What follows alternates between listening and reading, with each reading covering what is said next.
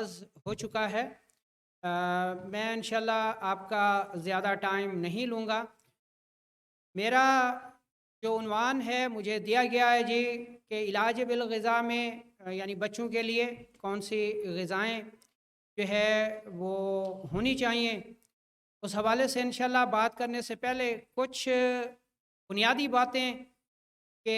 اگر ہم علم طب کی تعریف کو دیکھیں تو وہ یہ بنتی ہے کہ اگر جسم میں صحت ہے تو اس کی حفاظت کی جائے اور مرض پیدا نہ ہونے دیا جائے، اور اگر جسم میں مرض پیدا ہو گیا ہے تو علاج سے، غذا سے علاج، دوا سے علاج کر کے اس کو جلد از جلد صحت کی طرف لوٹایا جائے۔ پرہیز کے معاملے میں اگر ہم دیکھیں تو ہر فرد یہ جانتا ہے، سمجھتا ہے اور اپنے معالج سے پوچھتا بھی ہے جی کہ مجھے پرہیز کیا کرنا چاہیے،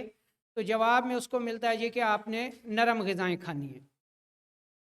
ٹھیک ہے جی، تو اس کے علاوہ جو ہے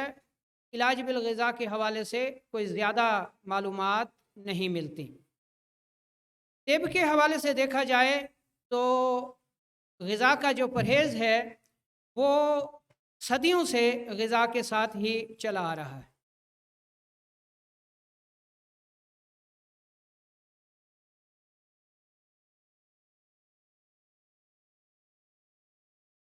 ہم اپنے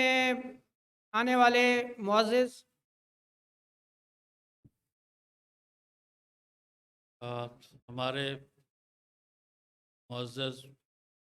بزرگ استاد جناب حکیم محمد شفیع طالب قادری صاحب لاہور سے تشریف لائے ہیں۔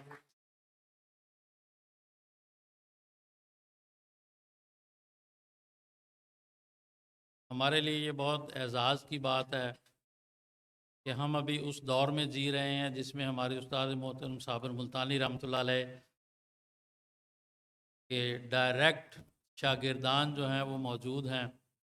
اور ہمیں ان سے مستفید ہونے کا موقع مل رہا ہے۔ جناب حکیم محمد شفیع طالب قادری صاحب کو بھی استاد محترم صابر ملتانی رحمۃ اللہ علیہ سے استفادے کا بالمشافہ جو ہے وہ موقع ملا ہے۔ ہم انشاءاللہ ان کی باتوں سے مستفید ہوں گے۔ میں برادرم کی محمد عابد شفیع صاحب کو بھی خوش آمدید کہتا ہوں۔ لاہور کا سفر صبح صبح اٹھ کے آج کل سموگ اور دھند میں کافی ہمت کا کام ہے، اور پیرانہ سالی اور ان کی محبت ہے، اللہ پاک قائم و دائم رکھے اور ہمیں ان کی خدمت کا موقع دیے رکھے۔ ہم اپنا مقالہ جاری کرتے ہیں۔ تو ہمارا موضوع چل رہا تھا جی کہ بچوں کے لیے غذائی علاج، غذائی ضروریات کیا ہونی چاہیے۔ تو اس سے پہلے چند بنیادی باتیں، تو غذا کو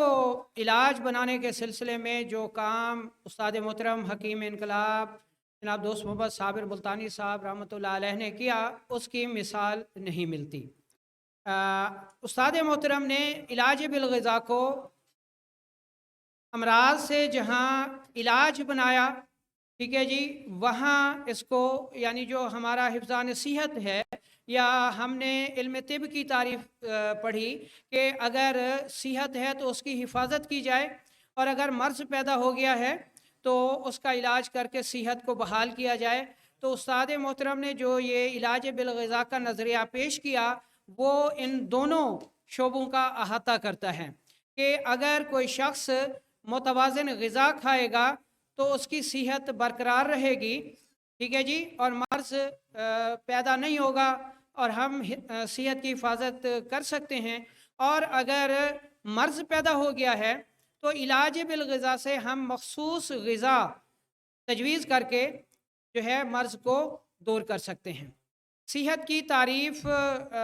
ہم نے پڑھ لی، غذا کی تعریف بھی ہم سمجھ لیتے ہیں کہ غذا کی تعریف کیا بنے گی اور علاج بالغذا کی تعریف کیا بنے گی۔ تو غذا کی تعریف یہ بنتی ہے کہ غذا ایسا مادہ ہے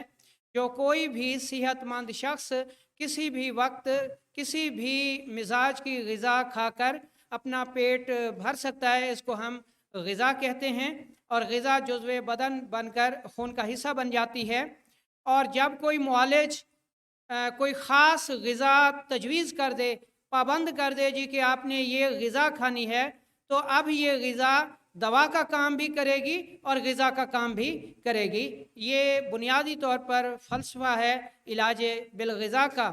تو ہم اپنے ٹاپک کی طرف بڑھتے ہیں جی کہ بچے کسی بھی معاشرے، قوم کا مستقبل ہوتے ہیں، اور ہر معاشرہ، ہر قوم اپنے مستقبل کی حفاظت کرتی ہے، اس کی غذائی ضروریات، اس کی تعلیم کے بارے میں سوچنا جو ہے یہ معاشرے کی ذمہ داری ہے۔ تو بچوں کی جو غذائی ضروریات ہیں 2 سے 2.5 سال تک، ہمارا اسلام بھی یہ کہتا ہے جی کہ بچوں کو ماں کا دودھ پلایا جائے، اور ماں کے دودھ میں بچے کی ساری غذائی ضروریات جو ہیں وہ اس میں پائی جاتی ہیں۔ بدقسمتی سے تجارت سمجھ لیں کہ راغب کیا جاتا ہے بچوں کو جی کہ ماں کا دودھ جو ہے بچے کو راس نہیں آ رہا، تو آپ یہ ڈبے کا دودھ پلائیں جی، یہ ماں کے دودھ کا بہترین متبادل ہے۔ اس کے علاوہ ماؤں کو بھی ترغیب دی جاتی ہے جی کہ اگر آپ بچے کو اپنا دودھ پلائیں گی تو جی آپ کا جو حسن ہے وہ ماند پڑ جائے گا۔ یعنی مختلف طریقوں سے جو ہے وہ تجارت کرنے کی کوشش کی جاتی ہے، جس کا خمیازہ ہم یہ بھگتتے ہیں کہ ہمارے جو بچے ہیں، جو ہمارا مستقبل ہے، ان میں قوت مدافعت نام کی کوئی چیز نہیں رہتی، وہ شروع سے ہی امراض کا شکار ہوتے ہیں۔ آج ہم دیکھتے ہیں کہ ہمارا جو مستقبل ہے، ان کے قد چھوٹے ہیں، ان کی نظریں کمزور ہیں۔ 2 سے 2.5 سال، 3 سال، 5 سال تک کی عمر کو دیکھیں تو ان کو اینکیں لگی ہوئی ہیں، ٹھیک ہے جی۔ اور اسی طرح اگر ہم دیکھیں اپنی نوجوان نسل کو، تو 6 سال 8 سال میں جو ہے وہ بچے بلوغت کی عمر کو پہنچ رہے ہیں، اور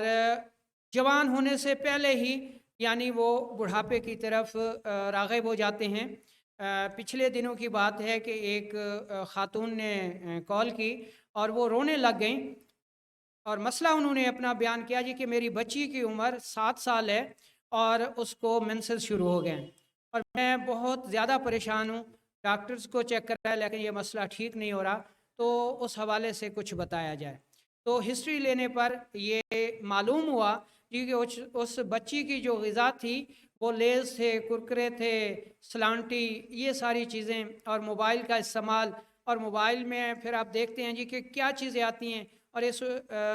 ابتدائی عمر میں جو بچے پھر ان کو دیکھتے ہیں تو ان کا جو جنسی نظام ہے وہ وقت سے پہلے جو ہے وہ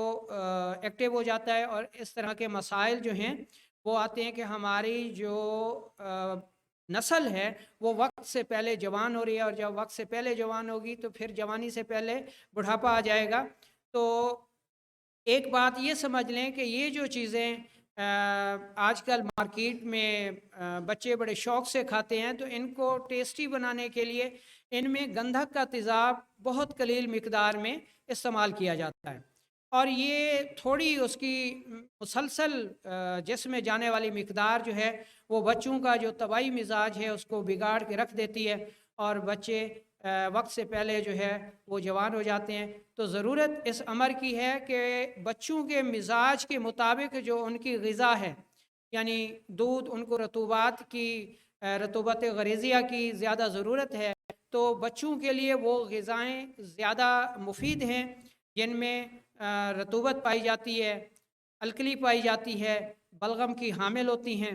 ٹھیک ہے جی۔ تو بچوں کے مزاج کے مطابق ان کو یہ غذائیں دی جائیں، اور ان کو یہ جو جدید چیزیں ہیں، پاپڑ، چورن، سلانٹی، کرکرے، لیز، اس طرح کی غذاؤں سے دور رکھا جائے،